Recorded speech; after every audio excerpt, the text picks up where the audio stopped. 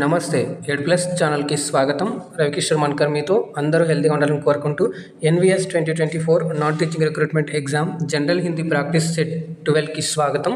ముందుగా మీ అందరికీ అంతర్జాతీయ నర్సింగ్ దినోత్సవ శుభాకాంక్షలు అండి. ఎందుకంటే ఇక్కడ నాన్ టీచింగ్ పోస్టుల్లో నర్సింగ్ స్టాఫ్ కూడా ఒక పోస్ట్ ఉంది కాబట్టి ఇది మరి చాలా ఇంపార్టెంట్ కాబట్టి అందులో ముఖ్యమైన డే కాబట్టి చెప్పుకోవాలి. సో మరి ఈ పోస్టులకు అయితే ఇంకెవరైతే ప్రిపేర్ అవుతున్నారో ఆంధ్ర తెలంగాణ నుంచి వాళ్ళకి జనరల్ హిందీని 0 to హీరో లెవెల్లో తెలుగులో ఎక్స్ప్లెయిన్ చేస్తూ మనం ఇక్కడ వీడియోస్ అనేవి అందించడం జరుగుతుంది. ప్రతి ఒక్క క్లాస్ కూడా టాపిక్ వైజ్ అన్ని టాపిక్స్ ఇక్కడ కవర్ చేయడం జరుగుతుంది. చాలామంది కూడా రిక్వెస్ట్ చేస్తున్నారు ఆ టాపిక్ ఈ టాపిక్ చేయండి అని చెప్పేసి. సో మీకు ఇంకా ఎగ్జామ్ వరకు కూడా ఈ క్లాస్ అనేది కంటిన్యూ అవుతుంది. ప్రతిరోజు ఉదయం 10 గంటలకు అయితే ఉంటుంది. ఎవరు కూడా మిస్ కావద్దండి. సో మరి దీనికి సంబంధించి ఇంతకుముందు ఇంకా వీడియోస్ ఎవరైతే చూడలేదో కింద ప్లేలిస్ట్ లింక్ అయితే ఇవ్వడం జరిగింది, అక్కడ నుంచి వెళ్ళి చూడొచ్చు. అలాగే మీరు ఈ ఏవైతే పోస్టులు ఉన్నాయి ఇందులో, సో ఈ జనరల్ హిందీ అనేటువంటిది కొన్ని పోస్టుల్లో 10 మార్కులకు ఉంది, కొన్ని పోస్టులు 15 మార్కులకు ఉంది కాబట్టి అందులో నెగిటివ్ మార్కింగ్ ఉంది కాబట్టి చాలా ఇంపార్టెంట్గా కేర్ఫుల్గా అయితే మనం చేయాల్సి ఉంటుంది. కాబట్టి ఇది మీకు చాలామంది అడిగిన ఈ రిక్వెస్ట్ మేరకు అయితే ఈ వీడియోస్ వచ్చి అందించడం జరుగుతుందండి. ఇక్కడ మీరు ఈ సిరీస్ని ఆదరిస్తారని భావిస్తున్నాను.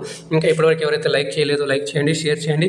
ఛానల్ని ఫస్ట్ టైం చూస్తున్నట్లయితే సబ్స్క్రైబ్ చేసుకొని పక్కన ఉన్న సింబల్లోకి ఆల్ అని సెలెక్ట్ చేసుకోండి. అప్పుడే నేను చేసే ప్రతిదీ కూడా మీకు మొదటగా నోటిఫికేషన్ రూపంలో అయితే వస్తుందండి. ఇక్కడ ఇంకొక అనౌన్స్మెంట్ ఏంటంటే, మీరు ఎవరైనా హిందీ డిఎస్సి ఏపీ కానీ తెలంగాణ కానీ ప్రిపేర్ అవుతున్న వాళ్ళైతే కానీ రాత్రి 9:30 గంటలకు ప్రతిరోజు లైవ్ అనేటువంటిది ఉంటుంది. అది ఎగ్జామ్ అయ్యేంత వరకు కూడా కంటిన్యూ అవుతుంది. అక్కడ ఫ్రీగా ఎటువంటి పెయిడ్ బ్యాచెస్ కాకుండా పెయిడ్ క్లాస్ కాకుండా ఫ్రీ క్లాస్ అయితే చేయడం జరుగుతుంది. కాబట్టి అందరూ కూడా మీరు పార్టిసిపేట్ చేసి మీ యొక్క ప్రిపరేషన్ ఇంకా మంచిగా చేయాలని కోరుకుంటున్నాను. ఆ సిరీస్ ఈ సిరీస్ రెండు కూడా ప్రతిరోజు ఎగ్జామ్ అయ్యేంత వరకు కూడా అయితాయండి. సో అది వచ్చేసి మనకు 9:30కి ఉంటుంది నైట్. మళ్ళీ ఇది వచ్చేసి ఎవ్రీడే మార్నింగ్ 10 o'clock అయితే ఉంటుంది. డోంట్ మిస్ దిస్ క్లాస్ అనమాట. సో ఇది చూసుకున్నట్లయితే మనం ఇవాళ మొదటి ప్రశ్న చూసిద్దాం. సో ఇవాళ మొదటి ప్రశ్న చూడంగానే మనకు ఏ టాపిక్ అనేటువంటిది ఐడియా వస్తుంది. మనం రోజు ఒక టాపిక్ చేసుకుంటున్నాం. చూడండి ఇక్కడ, जिस शब्द से किसी कार्य का होने का बोध हो उसे कहते हैं. ఇక్కడ చూస్తున్నట్లయితే మరి ఏవైతే పదాల నుంచి మరి చేసేయడం లేదంటే పని గురించి తెలియజేస్తుందో అటువంటి పదాలని ఏమంటారు? ఉసే, దానిని ఏమంటారంటే తెలుగులో ఇప్పుడు ఉసి అంటే దానిని, క్యా కైతే ఉసి అంటారు, దానిని అంటారు అని చెప్పేసి ఇక్కడ క్వశ్చన్. మరి సంజ్ఞ, సర్వనామం, విశేషణ్, క్రియ. సో మనం ఆల్రెడీ 3 చేసేసాం కాబట్టి మీకు ఈ టాపిక్ పట్ల మీకు ఐడియా ఉంది కాబట్టి మీరు ఆప్షన్ డి సెలెక్ట్ చేస్తానని అనుకుంటున్నాను. మరి దీనికి option D is the right answer అవుతుంది. ఏమవుతుందంటే క్రియ అనేటువంటిది అవుతుంది. ఇది ఒక వికారి పదము. అంటే వికారి అంటే ఏంటంటే పరివర్తనం చెందడము. సో కాలు, మళ్ళీ అలాగే లింగ్, వచను ఇవి ఏవైతే ఉంటాయో అవన్నీ కూడా మనం ముందు రాబోయే క్లాసులో కూడా ఈ టాపిక్లను కూడా కవర్ చేద్దాం. సో మీరైతే డోంట్ మిస్ అండి, ఎవరు కూడా మిస్ చేసుకోండి. ప్రతిరోజు ఉదయం 10 గంటలకి అయితే ఉంటుంది. సో ప్రతి ఒక్క టాపిక్ మీరు చూసినట్లయితే మీకు ఈజీగా మీకు అర్థమయ్యేలాగా మనం చేయడం జరుగుతుంది. అలాగే ఇందులో మీ యొక్క సజెషన్స్ కూడా, అలాగే మీ యొక్క ఏవైతే ఒపీనియన్ కూడా ఉందో అది కూడా మేము తీసుకొని కన్సిడర్ చేసి ఇంకా మంచి క్లాస్ అందించే ప్రయత్నం అయితే చేస్తానండి. సో అందుకు మీ యొక్క సహకారమే కావాలి. రెండవ ప్రశ్న చూడండి, క్రియాకి కితనే భేద్ హోతే హే. మళ్ళీ ప్రతిదానికి టాపిక్స్లో ఉండగానే మనకు టైప్స్ అయితే ఉంటాయి కదా. సో మరి ఇందులో కూడా క్రియా యొక్క ఎన్ని టైప్స్ అని అడుగుతున్నా. క్రియ అంటే పని, తెలుగులో కూడా సేమ్ అండి. సో ఇక్కడ చూసుకున్నట్లయితే మరి 2, 3, 4, 5, కానీ దీని యొక్క కరెక్ట్ ఆన్సర్ చూసుకున్నట్లయితే option B is the right answer అవుతుంది. 3 ఉంటాయి అనమాట. మనకి అర్థకే ఆధార్ పర్ మనకు మీకు ముందు ఎక్స్ప్లెయిన్ చేయడం జరిగింది ముందు కూడా. నెక్స్ట్ రెండవది చూస్తుంది కర్మ్ కే ఆధార్ పర్ అంటే ఈ రెండు బేస్ మీద. అలాగే మూడవది చూసుకుంటే అన్ని క్రియాయే అని చెప్పేసి ఉంటాయి. సో ఇందులో కూడా మళ్ళీ టైప్స్ ఉంటాయి, మనం ముందు కూడా ఎక్స్ప్లెయిన్ చేద్దాం. సో ఫస్ట్ దాంట్లో చూసుకున్నట్లయితే 2, మళ్ళీ ఆర్థిక దాంట్లో కూడా చూసుకున్నట్లయితే 2, మళ్ళీ ఈ అన్ని క్రియాలు 4 ఉంటాయి. సో అవన్నీ కూడా ముందు ఎక్స్ప్లెయిన్ చేద్దాం మనం. సో నెక్స్ట్ ప్రశ్న చూద్దాం. ఇక్కడ कर्म के आधार पर क्रिया के कितने भेद हैं. ఇంతకుముందు చెప్పుకున్నాం కదా कर्म के आधार पर అని చెప్పేసి. మరి 4, 3, 2 కోయి నహి. దీని యొక్క కరెక్ట్ ఆన్సర్ 4, 3, 2 ఏది కాదా. కోయి నహి అంటే ఏది కాదని ఇంతకుముందు మనం క్లాస్లో దీనికి తెలుసుకున్నాం కాబట్టి అర్థం. ఇప్పుడు డైరెక్ట్ మనం చేద్దాం, మీకు కూడా ప్రాక్టీస్ అవుతుంది. Option C is the right answer అవుతుంది. మరి ఏంటంటే చూసారంటే అవి మనకు ఒకటి వచ్చేసి సకర్మక్, రెండవది వచ్చేసి అకర్మక్. సకర్మ క్రియ, అకర్మ క్రియ అని వస్తుంది. మరి ఎలా సార్ దీన్ని గుర్తుపట్టడం, ఎలా చేయడం అన్నట్టు చూసినట్లయితే చూడండి, కర్మ్ ఇక్కడ మనం చూస్తున్నట్లయితే కర్మ్ అంటే, సో ఇక్కడ ఆ ఉందనుకోండి అంటే దాంట్లో ఏంటంటే ఇప్పుడు సబ్జెక్ట్ ఆబ్జెక్ట్ వర్బ్ అంటాం కదా. సో ఆబ్జెక్ట్ లేనటువంటిది ఆకర్మ. సకర్మ అంటే ఆబ్జెక్ట్ ఉన్నటువంటిది. సో ఇప్పుడు మీకు ముందుగా సెంటెన్సెస్ ఎక్స్ప్లెయిన్ చేస్తే మీకు క్లియర్గా ఎక్స్ప్లెయిన్ చేస్తాం కాబట్టి ఇక్కడ జస్ట్ మీరు ఈ రెండింటిని అర్థాలు చేసుకోండి. సా ప్లస్ కరం అన్నాడు అనుకోండి, దీంట్లో ఏంటంటే ఆబ్జెక్ట్ ఉందన్నమాట. సో ఏదైతే చేసే పని యొక్క ప్రభావం సీదా మనకు ఆబ్జెక్ట్ మీద పడుతుందో అది మనకు సకర్మక అవుతుంది. సో ఒకవేళ ఆబ్జెక్ట్ మీద పడకుండా డైరెక్ట్గా మనకు సబ్జెక్ట్ మీద పడింది అనుకోండి, సో అదేమవుతుందంటే అకర్మక్ అవుతుంది. అది ఎలా అనేది కూడా మనం ముందు చూద్దాం. సో దీని యొక్క ప్రశ్న ఆన్సర్ అయితే మరి option C is the right answer అవుతుంది. రెండు రకాలు. నెక్స్ట్ ప్రశ్న చూడండి, 4వ ప్రశ్న, కర్మ అర్థ కే ఆధార్ పర్ క్రియా కే భేద్. ఇందులో కూడా మనం రెండని చెప్పుకున్నాం కాబట్టి ఆన్సర్ మీరు ఈజీగా చేసేసి ఉంటారండి. Option A is the right answer అవుతుంది. 2 అంటే 2, 3 అంటే 3, 4 అంటే 4, 5 అంటే 5. ఓకేనండి. సో ఇది మనకు సరే. మరి అర్థ కే ఆధార్ పర్ ఏంటి సార్ అంటే ఓకేనా. మరి మొదటి వచ్చేసి క్రియార్థక్ సంజ్ఞ అని ఉంటుంది. క్రియార్థక్ సంజ్ఞ. రెండవది వచ్చేసి ప్రేరణార్థక్ క్రియ. ప్రేరణార్థక్ క్రియ. సో మీరు ఎవరు కూడా టెన్షన్ పడకండి ఏమవుతుంది సార్ ఇదని చెప్పేసి. సో మీరు నాకు ముందుగా అయితే ఎగ్జాంపుల్స్ అవన్నీ కూడా వచ్చినప్పుడైతే మీకు క్లియర్గా చెప్తున్నప్పుడైతే అది అర్థమవుతుంది. 5వ ప్రశ్న చూడండి, ఇక్కడ अन्य क्रियाएं कितने हैं. अन्य क्रियाएं कितने हैं అంటే మళ్ళీ ఇప్పుడు క్వశ్చన్ చూడండి, ఆప్షన్స్ అన్ని క్రియాయి అంటే మిగతా క్రియలు ఎన్ని ఉన్నాయని చెప్పేసి 3, 4, 5, 3, 4, 5, 6 అంటున్నారు. దీన్ని చూస్తున్నట్లయితే option B is the right answer అవుతుంది. 4 అని చెప్పుకున్నాం కదా. సో ఆ 4 ఏంటి అన్నాడు ఇక్కడ మనం చూస్తున్నట్లయితే ఫస్ట్ వన్ వచ్చేసి పూర్వకాలిక క్రియ. పూర్వకాలిక క్రియ మీరు రాసుకున్నట్లయితే ఈజీగా చేయొచ్చండి. సో పూర్వకాలిక క్రియ. రెండవది చూసుకున్నట్లయితే సంయుక్త క్రియ. సంయుక్త క్రియ. సో మరి మూడవది చూసుకున్నట్లయితే సహాయక క్రియ. సహాయక క్రియ. మరి నాలుగవది చూసుకున్నట్లయితే మనకు ఇది వచ్చేసి మరి కాల్వాచక క్రియ అని ఉంటుంది. కాల్వాచక క్రియ. దీన్నే మనం టెన్స్ అని చెప్పేసి ఒక టాపిక్ కింద క్లియర్గా అయితే చదువుతాం. కాల్ అంటే కాలము అని చెప్పేసి దాంట్లో మనకి టెన్స్ గురించి చదువుతాం. సో అది మళ్ళీ ఎక్స్ప్లెయిన్ చేస్తాం మనం నీట్గా. ఇప్పటికైతే మీరు జస్ట్ టైప్స్ గుర్తుపెట్టుకోండి. నెక్స్ట్ ప్రశ్న ఇక్కడ 5వ ప్రశ్న, బచ్చా దూద్ పీతా హే. అక్కడ పీటా అని పడింది. సో ఇది పీటా కాదండి. సో పీటా అంటే కొట్టడం అని వస్తుంది. ఇక్కడ పీతా ఒక్క అక్షరం చేంజ్ అవడం వల్ల మీనింగే మారిపోతుంది కాబట్టి బచ్చా దూద్ పీతా హే అంటే పిల్లాడు పాలు తాగుతాడు అనేసి ఉంది. ఇందులో మే అంటే ఇందులో, మే లో అని గుర్తుపెట్టుకోండి తెలుగులో మనం. దీనిలో లేదా ఇందులో పీతా క్రియా కిస్ ప్రకార్కి హే. పీతా అనేటువంటి క్రియ ఏదైతే ఉందో, తాగటం అనేటువంటి క్రియ ఏదైతే ఉందో ఎటువంటి టైపు అని చెప్పేసి అడుగుతున్నాం. ఇంతకుముందు మనం టైప్ చెప్పుకున్నాం కదా, కర్మకి ఆధారపడి అని చెప్పేసి. సో అదే అనమాట. సో పీతా క్రియ కిస్ ప్రకార్కి హే. ఇది ఇప్పుడు అకర్మక క్రియ, సకర్మక క్రియ, సంయుక్త క్రియ, సహాయక క్రియ. సో ఇక్కడ చూసుకున్నట్లయితే పీతా అనేటువంటిది ఏముంది, ఒక పని అవుతుంది. ఆ పని మరి క్వశ్చన్ చేయాలి ఇక్కడ మనకు సింపుల్గా. అంటే మీకు ఎలా గుర్తుపట్టాలి ఈ సకర్మక అకర్మక అంటే ఎట్లయితే మీరు సింపుల్గా ట్రిక్ గుర్తుపెట్టుకోండి. హ్యాష్ గుర్తుపెట్టుకొని మీరు ట్రిక్ గుర్తుపెట్టుకున్నట్లయితే ఇది ఏమవుతుందంటే మీరు క్వశ్చన్ వేయాలి. క్యా కిస్కో. క్యా అంటే ఏంటి లేదా ఎవరికి అన్నప్పుడు మనకేమవుతుంది ఆటోమేటిక్గా ఆబ్జెక్ట్ అనేటువంటిది వస్తుంది. చూడండి ఇప్పుడు పిల్లవాడు బచ్చా క్యా పీతా హే అని క్వశ్చన్ అనుకోండి. ఇప్పుడు అంటే బచ్చా ఏం తాగుతాడు అని ఉంది క్వశ్చన్ ఉంది, కానీ దానికి ఆన్సర్ వస్తుంది. ఆన్సర్ వచ్చినట్లయితే మనకి ఏమవుతుందంటే మనకు ఆప్షన్ ఇక్కడ B is the right answer అవుతుంది, సకర్మ క్రియ. ఒకవేళ ఆన్సర్ రాలేదనుకోండి అది మనకు అకర్మ క్రియ అవుతుంది. ఎందుకంటే దాంట్లో ఆబ్జెక్ట్ లేదు కాబట్టి మనకు అకర్మకు వస్తుంది. ఆబ్జెక్ట్ ఉన్నట్లయితే సకర్మక్ అనేటువంటిది వస్తుంది. ఆబ్జెక్ట్ని మనం ఫైండ్ అవుట్ చేయాలంటే క్వశ్చన్ వేయాలి. క్వశ్చన్ వేయాలంటే ఏంది, ఎందుకు, ఎవరికి, ఏంది, ఎవరికి అనేటువంటి ఇట్లాంటి క్వశ్చన్ హిందీలో మనం క్యా కిస్కో అనేటువంటి 2 ప్రశ్నలు వేసినట్లయితే ఆన్సర్లు వస్తాయి. సకర్మకు రాకపోతే అకర్మకు. రైట్. సో మరి నెక్స్ట్ ప్రశ్న చూద్దాం. 7వ ప్రశ్న, జిస్ क्रिया की रचना संज्ञा सर्वनाम अथवा विशेषण के आधार पर की जाती है उसे क्या कहते हैं. పూర్వకాలిక క్రియ, సకర్మక క్రియ, ప్రేరణార్థక క్రియ, నామధాతు క్రియ. సో మరి క్రియలు మనకు ఏర్పడతాయి కదా. సో క్రియలు ఏవైతే కానీ ఈ నామవాచకాలు కానివ్వండి, సర్వనామాలు కానివ్వండి, విశేషణాలతో ఏర్పడేటువంటి ఏవైతే పనులు ఉన్నాయో అటువంటి పనులు దేని కిందకి వస్తాయి, అటువంటి దాని నుంచి ఏర్పడిన క్రియాపదాలని ఏమంటారు అని చెప్పేసి ఇక్కడ క్వశ్చన్ అండి. సో ఇక్కడ క్వశ్చన్ చూసుకున్నట్లయితే సంజ్ఞ అంటే నౌను, నౌన్ అంటే నామవాచకము, సర్వనామం అంటే సర్వనామాలు, ప్రణవను అథవా విశేషణ అడ్జెక్టివ్. సో మనకు విశేషణములు దీని మీద దీని మీద ఆధారపడి మరి ఏవైతే క్రియలు ఏర్పడతాయో వాటిని ఏమంటారు అన్నట్లయితే మనకు option D is the right answer అవుతుందండి. నామ్ ధాతు క్రియ అని చెప్పేసి వస్తుంది. సో ఇక్కడ చూడండి, ఇప్పుడు మనకు ఉంది ఒకటి అపన అనేటువంటిది ఒకటి సంజ్ఞ అనుకున్నట్లయితే అపన, మళ్ళీ దాన్ని మళ్ళీ ఇప్పుడు మన క్రియలో కన్వర్ట్ చేసినాం అనుకోండి. ఇప్పుడు అపనానా, అపనా, అపనానా. సో ఇలాగ మనకు వస్తాయి. సో మీకు ఎగ్జాంపుల్స్ చేసే కొద్దీ, ప్రాక్టీస్ చేసే కొద్దీ మీకు ఈ టాపిక్ ఇంకా క్లియర్గా అయితే అర్థమవుతుంది. మీకు ఇంకా డౌట్స్ ఏమైనా ఉన్నట్లయితే కింద కామెంట్ చేయండి, నాకు నేను తప్పకుండా అయితే రిప్లై ఇస్తాను.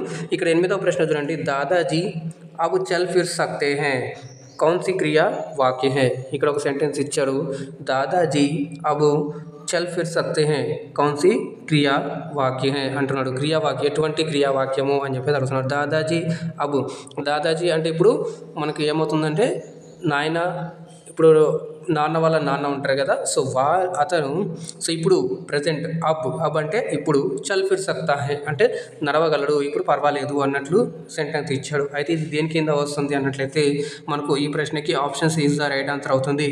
ఇది శక్తి బోధక్లో వస్తుందండి. సో మీరైతే ఎక్కడైతే మీరు ఈ సంయుక్త క్రియ దీనికి సంబంధించి చదువుతారో దాంట్లో మనకి టైప్స్ అనేవి వస్తాయి. సో డీప్కి వెళ్ళకుండా మనకు ఫస్ట్ మనం ఈజీ వేగా అయితే అర్థం చేసుకొని తర్వాత మనం డీప్కి వెళ్దాం. రాబోయే రోజుల్లో క్వశ్చన్స్ వస్తాయి కాబట్టి అప్పుడు మీకు ఇంకా మంచిగా తీసుకొస్తాను. ఇప్పటికైతే మీరు జస్ట్ ఇలా గుర్తుపెట్టుకోండి. సో శక్తి బోధక్ అనేటువంటిది ఉంది. సో దీంట్లో మీకు శక్తి అనేటువంటిది ఏదైతే కనిపిస్తుంది కదా, శక్తి సక్త అనేటువంటి వస్తుంది అనుకోండి, ఇది ఈజీగా శక్తి బోధక్ అని చెప్పేసి పెట్టేసేయచ్చండి. రైట్.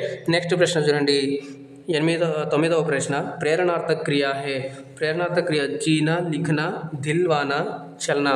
సో దీన్ని చూసుకున్నట్లయితే ప్రేరణార్థక క్రియ అంటే ఏందో తెలియాలి. అది తెలిసినప్పుడే మీరు ఈజీగా ఆన్సర్ చేయగలరు కదా. సో ప్రేరణార్థక అంటే ప్రేరణ, నువ్వు చేయకుండా ఇంకొకరి చేత చేయించడంని దీంట్లో ప్రేరణార్థక క్రియ అనడం అవుతుంది. ఎలా అంటే ప్రేరేపిస్తున్నారు ఇంకొకరికి. సో నువ్వు ఈ పని చెయ్యి, అతని ద్వారా ఈ పని చేయించు అనేటువంటిది వస్తుంది. ఇప్పుడు దీంట్లో మరి ఎటువంటి క్రియ వస్తుంది?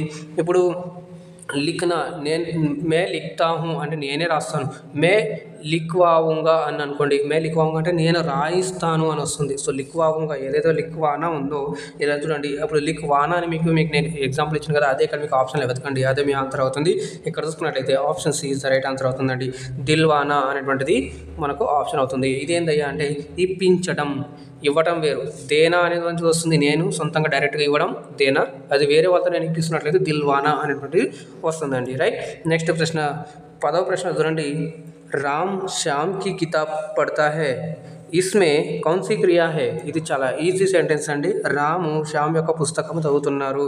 సో క్వశ్చన్ ఏంటి, రామ్ కిస్కి కితాబ్ పడతా హై, కిస్కో అని చెప్పేసి ఉంది కదా. సో ఇక్కడ మనకి కీ ఉంది కాబట్టి కిస్కి కితాబ్ పడతా హై ఆన్సర్ వస్తుంది. ఏమని వస్తుంది? శ్యామ్ వస్తుంది కాబట్టి మనకి ఏమవుతుంది ఇది? సో ఇక్కడ చూసుకున్నట్లయితే option D is the right answer అవుతుంది. సకర్మ క్రియ అనేటువంటిది కరెక్ట్ అవుతుందండి.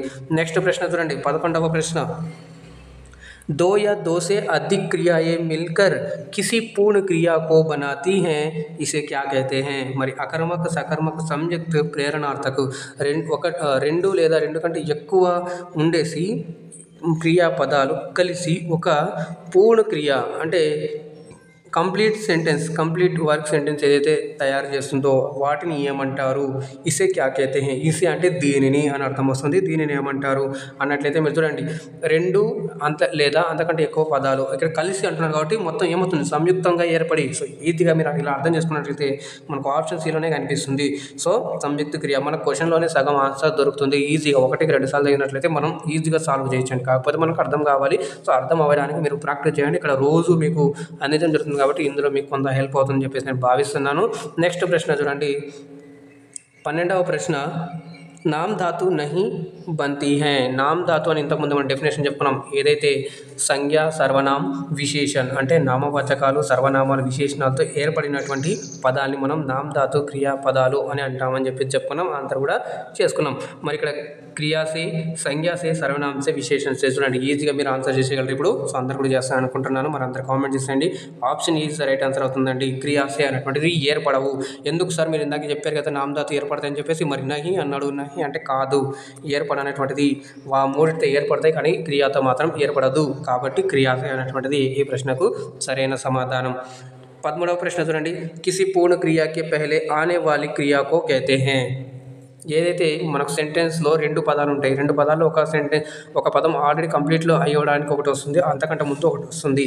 అంటే నేను పొద్దున లేచి పళ్ళు తోముతాను అనేటువంటిది, నేను పళ్ళు తోముతాను అనేటువంటిది పదం ఏదైతే ఉందో అది కంప్లీట్ పూర్ణ క్రియ. కానీ లేచి అనేటువంటిది ఆల్రెడీ ముందు ఉంది కదా, పహలే క్రియ ఉంది కదా, అది ఏమంటారు?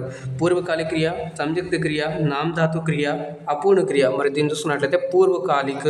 So option A is the right answer అవుతుందండి, పూర్వకాలిక క్రియ. ఎలా సార్ అన్నట్లయితే, సో ముందు, పూర్వం అంటే ముందండి, మీరు అర్థం చేసుకోండి.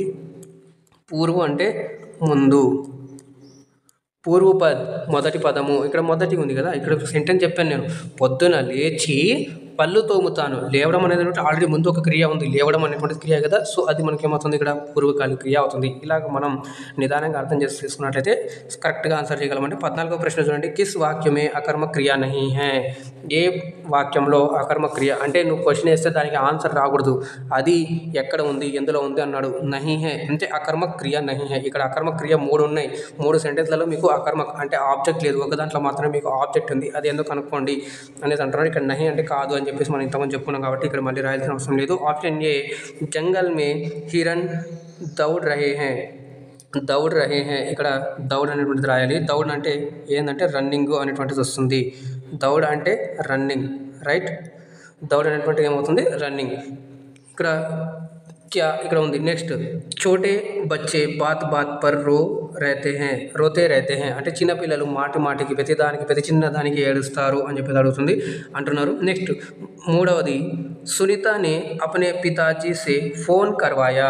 చూడండి, ఇక్కడ మనకు నేను ఇంతకుముందు అని చెప్పుకున్నాం, ప్రేరణార్థ క్రియ యొక్క డెఫినేషన్ చెప్పుకున్నప్పుడు మీకు ఎక్స్ప్లెయిన్ చేసినప్పుడు మీకు అర్థమై ఉంటుంది. ఇక్కడ ఈజీగా మీరు ఇలా ఐడెంటిఫై చేయొచ్చు.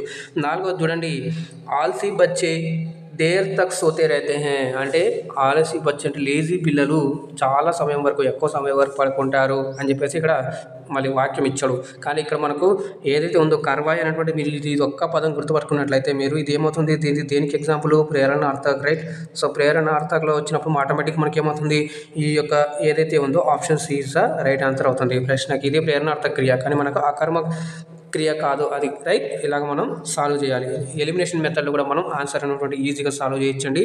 సో మరి ఇక్కడ చూసుకున్నట్లయితే మనకు 15th క్వశ్చన్, కౌన్ సి క్రియ ద్వికర్మక్ నహీ హై? కౌన్ సి క్రియ ద్వికర్మక్ నహీ హై? మీరు ఒకసారి మళ్ళీ కర్మకి ఆధారపరమ 2 అని చెప్పుకున్నాం కదా, అందులో కూడా సకర్మక క్రియ ఉంది కదా, ఆ సకర్మక క్రియలు కూడా మళ్ళీ 2 టైప్స్ ఉంటాయి. ఏంటి ఏక్ కర్మక్ ద్వికర్మక్ అని చెప్పేసి వస్తాయి. సో మనకు డీప్గా వచ్చినప్పుడు ఇలా వచ్చినప్పుడు ఎక్స్ప్లెయిన్ చేద్దామని ఇప్పుడు ఆగాను నేను. సో ఇప్పుడు చూడండి, ఆప్షన్ ఏ వచ్చేసి రామ్ నే మోహన్ కో పైసా దియా, सेठ राजेश को वेतन देता है, माँ नौकर से भोजन बनवाती है, నెక్స్ట్ పితా నే పుత్ర కో పుస్తక్ ది. చూడండి, ద్వికర్మక్ నహీ హై, నహీ అంటే కానిది అనేది.